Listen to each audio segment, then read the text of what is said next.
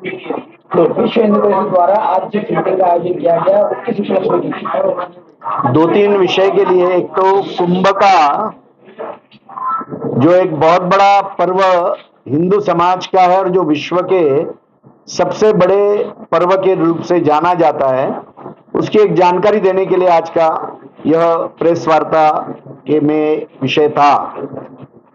13 जनवरी से कुंभ प्रारंभ हो जाएगा और उसका आखिरी महत्व का स्नान यह 26 फरवरी महाशिवरात्रि को होगा।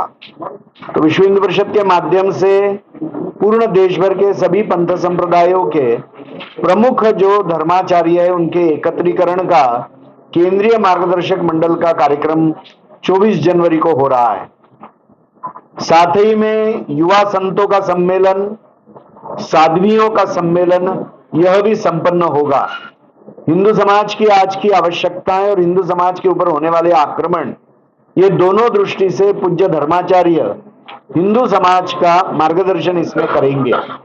विश्व हिंदू परिषद गोरक्षा के लिए काम करता है, तो गोरक्षा सम्मेलन भी होगा जिसमें ऐसे विविध संस्थाओं को निमंत्रित किया गया है पूर्ण देश भर से। पूर्ण देश भर से जो सैकड़ों जनजातियां अनेक प्रांतों में रहती है, तो ऐसे जनजातियों को, अनुसूचित जनजातियों के लोगों को भी वहां कुंभ स्नान के लिए पूज्य संतों के साथ में निमंत्रित किया गया और वो बहुत बड़ी मात्रा में आने वाले हैं। भारत के दक्षिण के हिस्से के संत और भारत के पूर्व के हिस्से में रहने वाले संत, ऐसे भी धर्माचार्य वहां पर स्नान के लिए आएंगे, पवित्र स्नान के लिए। और विश्व हिंदू परिषद की अखिल भारतीय बैठक भी वहां पर संपन्न होने वाली है, जिसमें देश और विदेश के कार्यकर्ता आएंगे। अनेक बौद्ध साधु भी, तिबेटियन लामा होंगे, अन्य भी साधु हैं, बौद्ध साधु पूर्ण देश भर के, वो भी वहां पर कैंप में आएंगे। तो मुझे लगता है कि भारत में जिन जिन धर्मधाराओं का, जीवन मूल्यों का निर्माण हुआ है, उसका अनुसरण करने वाली सभी परंपराएं, सभी धर्म वहां पर एकत्र होंगे, यही इसकी महिमा है। दूसरी बात की, मंदिरों की सरकारी नियंत्रण से मुक्ति, यह विषय लेकर भी विश्व हिंदू परिषद पूर्ण देश भर में जागरण और प्रयास कर रहा है। उसकी एक जानकारी भी हमने दी है। एक विजयवाड़ा में 5 जनवरी को एक बहुत विराट कार्यक्रम होने वाला है, जिसमें संपूर्ण आंध्र प्रदेश के हर पंचायत से लोग सहभागी होंगे, यह हमारा प्रयास होगा। और तीसरी बात है ना, बांग्लादेश में पूज्य चैतन्य कृष्ण प्रभु जी की जो गिरफ्तारी, जो वहां के हिंदू समाज के आंदोलन का नेतृत्व कर ले वहां के होने वाले अत्याचारों के विरुद्ध, तो उस गिरफ्तारी का हम निंदा करते हैं और उनको तुरंत रिहा करना चाहिए। उनके ऊपर का जो राजद्रोह का मामला है उसको पीछे लेना चाहिए और जो हिंदुओं के ऊपर अत्याचार कर रहे हैं उनकी गिरफ्तारी होनी चाहिए। ये मांग विश्व हिंदू परिषद रखती है।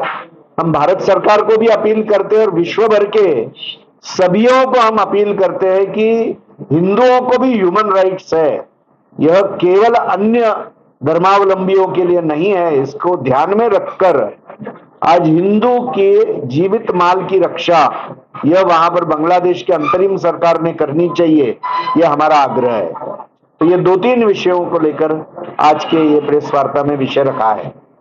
भारत सरकार अगर आगे कोई कार्य नहीं करती है तो आप क्या करेंगे?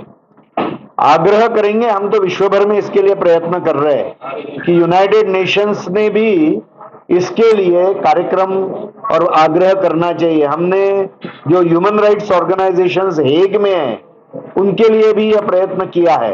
एक देश दूसरे देश में जाकर, एक देश का सामाजिक संगठन दूसरे देश में जाकर क्या कर सकता है, इसके ऊपर बहुत ज्यादा मर्यादाएं हैं। वो मर्यादाओं के अंदर रहकर हम अपनी संवेदनाएं भी प्रकट कर रहे हैं और अन्य भी शक्तियां जो इस तरह का काम कर सकती है विश्व स्तर पे, सरकारी या सभी देश मिलकर है, तो ऐसी संस्थाओं को क्रियान्वित करने का प्रयास हम कर रहे हैं। गौ हत्या के मामले दिन प्रतिदिन बढ़ते जा रहे हैं, उसके लिए सरकार क्या करे? मुझे लगता है कि जो कानून है, prevention of cruelty to animals act, animal preservation act, ये जो 2 कानून हैं उनका कठोरता से पालन करवाना चाहिए। एक राज्य से दूसरे राज्य में जो गो तस्करी हो रही है उसको रोकना भी हाथ में है, तो पुलिस प्रशासन ने उसके तरफ ध्यान देना चाहिए। और तीसरी बात यानी हमारे कृषि में गोवंश आधारित कृषि को यह प्राधान्य देना चाहिए, क्योंकि रासायनिक खाद के उपयोग के कारण से हमारी जमीन, हमारा भोजन और हमारा शरीर तीनों भी विषैला बन रहा है, रोग बढ़ रहे हैं। और इसलिए रासायनिक खाद का उपयोग बंद करते हुए गौ आधारित कृषि को प्रोत्साहन देने से गौ माता की रक्षा होने में बहुत बड़ा लाभ होगा, ऐसा लगता है।